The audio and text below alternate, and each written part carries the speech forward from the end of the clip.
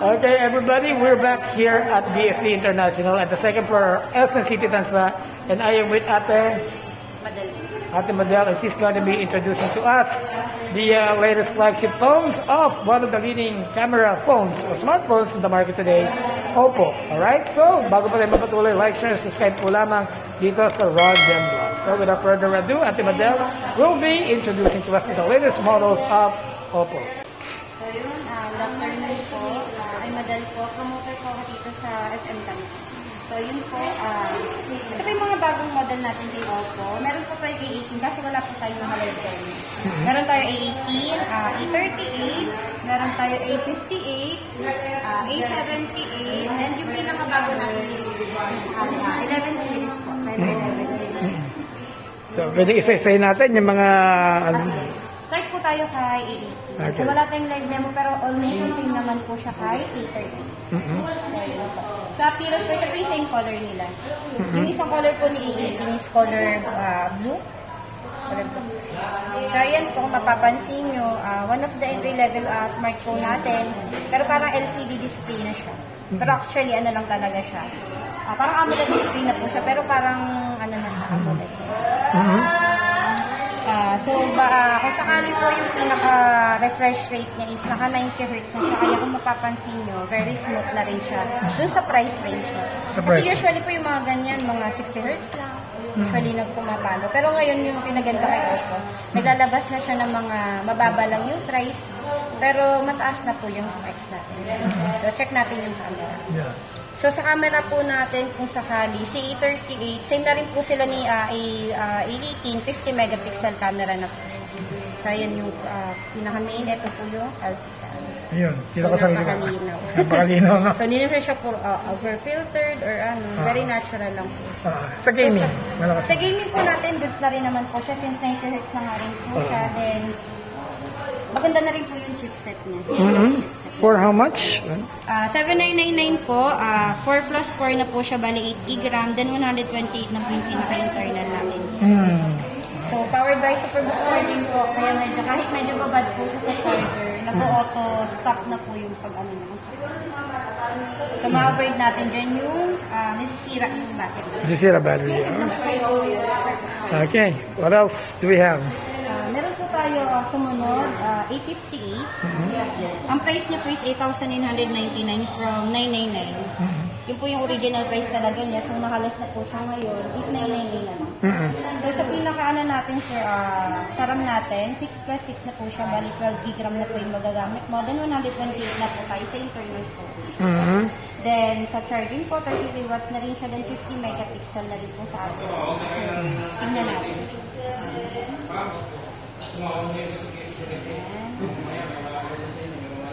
Sabi mag-check niya lang talaga yun. Linaw, ha? Malinaw. Oo. Sa LCD display lang, pero mapagkakamalan mo talaga siya na parang AMOLED. Sobrang light. Yung maganda kay Oppo. So, yung mga low-end namin, parang siyang naka-AMOLED display. Sobrang linaw talaga ng screen. So, bali available order natin dito sa issue, green den and color black. Okay. Moving on to the next. A73. So, ito medyo mas maganda na po. So, ang fast charging po nito is 67 watts.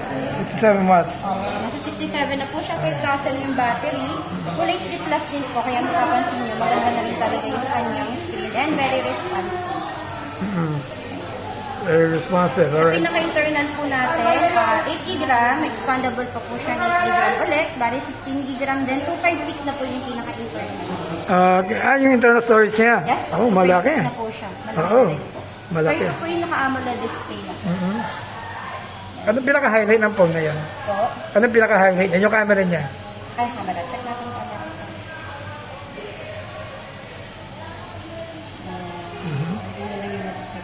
Yan yung panalo portrait mode. Meron na po siyang ganito yung mga text scanner.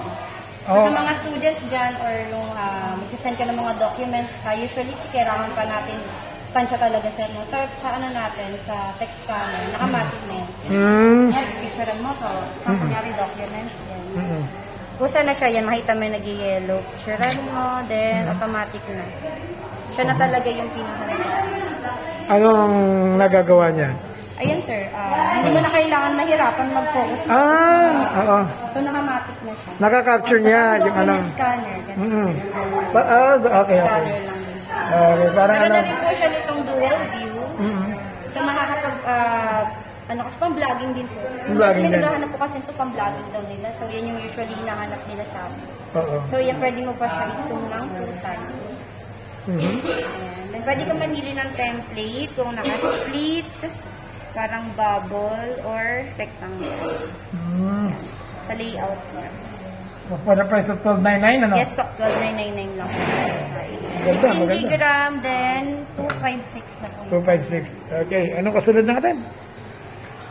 Ito po. Pamalo tayo, pamalo. So ito sir, 5G na siya. Sa price na 79,999. 5G na po yung collection niya. 8 plus 8, bali 16 gram. Then 256 na po yung pinaka-internal niya. Ayan po. Same po, 67 watts na rin po fast charging natin. 120 Hz na po yung pinaka-display. So meron na po siya nitong tinatawag na 40 times na micro lens. So check natin siya. Sige. Ito yung isa po sa mga features ni Oppo na may pagmamalaki namin, na kami lang po yung meron. So, bali meron po siya nitong microscope. So, kikita po sa vlog. Ayan. Parang ano na talaga siya. So, ayan. Skin makikita pores, mo na yung mga mga germs. Ayan na po, balat ko na talaga yung inner part na po yan ng balat natin. Yes po. Wow, so, parang sa price po na 79,999, may ganong features na naman na magagamit din. Pwede mo pa siya itong zoom ng 40 times. maganda yan. Para mas makita mo siya ng... Pag alam mo, kukuha ka naman insekto, gano'n, kuha ka. Opo. Oh, okay. Parang ano siya, no? Papalitan pa siya ng mga ganyan-ganyan. Oo. Ano, filters naman mga yan. filters pa siya doon sa mismong microscope. Pwede- Ayan po, yan sa normal camera natin. Ayan, yan. Portrait, harap likod. Pwede mo na rin siya lagyan ng mga filters. Medyo lonely ka. Ayan, pagka ano, ayan. Medyo morbid yung black and white. Parang medyo nakakalungkot. Oo nga. Ayan. May night mode din tayo. So, hindi na siya masyado. Hindi natin ma-appreciate kasi hindi naman siya gabi. Oo nga. Ayan, Alright. sir. Ano na rin siya? 5G connection. Mas mabilis na. 5G connection. Oh, yeah. Tapos, Colored na 1799. tama ba ito nakita ko? 88,888 ba ito? Bali, wala pa po kasi siyang hindi ko po masyado pwede i-disclose. Naka-pre-order pa lang po tayo para i-order. So, hindi ko po siya pwede talaga. Oo. Pero anong features na Reno 11 na yan? So, kagandahan sa kanya, sir. Ayan. So, ito po yung rack ring niya na kulay. So, meron siyang tatlong camera. Ang pinagmamalaki po namin dito kay Reno 11 yan, lahat po ng lenses niya is Sony lens. So, alam naman natin pag Sony lens, magandang klase talaga yan. Lahat, usually kasi sir, minsan kasi main camera lang. Yung naka-Sony lens, yung ano lang yun. Ito lahat na po, yung pinaka-lens. Pero hindi naman 88,000 yan.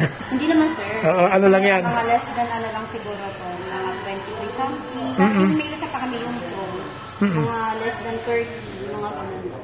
Ganun. Bali, hindi pa kasi siya pwede masyado i-disclose. Okay. Kasi palabas pa lang po. Palabas pa lang. Pero yan yung pinaka-flagship niya for Ito yung 2024. pinakabago namin ngayon. Okay. So, ayan, kunin pa lang natin to mga basic, ano niya? Pa lang po yung mga basic, niya, 32 features, MP. mga key selling points. Okay. 32 MP yung front cam niya, right? Ito. Then, 50 megapixel ultra clean main with OIS na po yan. So, ibig sabihin, pag nagpipicture, kasi usually pag nagpipicture tayo, lalo na pag medyo may edad no, or yung kamay may masyado ng shaky, mga pasang. Diba nagbablurred yun? So, yun yung iniiwas mo. Kaya meron na tayong, yun yung kagandahan sa 50 megapixel natin, meron na tayong OIS. Ayun na. Okay. Na lang tayo. Experience natin yung camera. Sige. So, ang pinaka namin ngayon sa camera namin is more natural. Ayan. Siya masyadong... Iniwasan na namin yung na-enhance yung photo ngayon. Para hindi na kagaya dati ng parang overfilter. So, Graduate na tayo sa mga overfiltered na camera. Oo. Nalaw kasi mga opo ng araw parang ano no? Parang ano ka, parang ka mannequin. Doon pag ano. Same lang po, may dual view video rin siya. Tapos may mga other features po siya ngayon from Android 14 po, like yung mga file dock, yung mga built-in engine, yung file dock natin po, kunyari, example, pinicture natin po.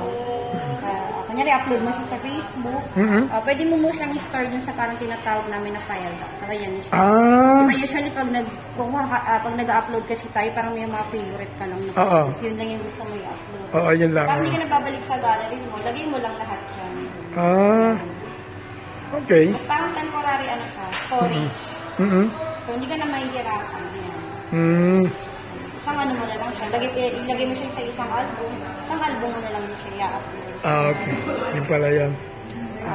Meron na rin siya ng smart natin. Ayan. Yung pwede mo siyang copy, tapos para papalitan mo siya ng parang background. Lagay mo lang din siya ulit dito sa file dock, tapos usually kay Samsung po ito talaga na features mo. Pero meron na rin po kami. Wala pa kasi tayo masyadong nakasave sir, kaya hindi natin siya na-try. Okay lang. Ito po, may smart matting na rin po. So ito yung parang mababago mo yung pinaka-background niya. So applicable siya sa animals, objects, sa tao. Kahit multiple po yun, kunyari groupie siya. Okay din po siya, gumagana rin naman. Cut out, baga malilipad mo yung ano. Okay. Pwede mo sabihin, ililipan mo yung sarili mo sa ibang lugar. Yun lang po, background. Background lang. Parang yung sa Samsung yung ano. Opo, Samsung po yung may gano'n na nakita. Pero yan pa lang so far ang magkakaroon ng ganyan. So far, mini curve design. Okay. So I want to thank Ate Madel here for being very accommodating at pinakilala niya nga sa atin yung mga bagong models ng Oppo in 2024. And if you ever do want to see these models and if you ever do want to meet her, patalam mo kayo dito sa BFT International sa second floor ng SM City Tansa. So that's about it for now. I will see you on my next video and in my next vlog. Y'all take care now.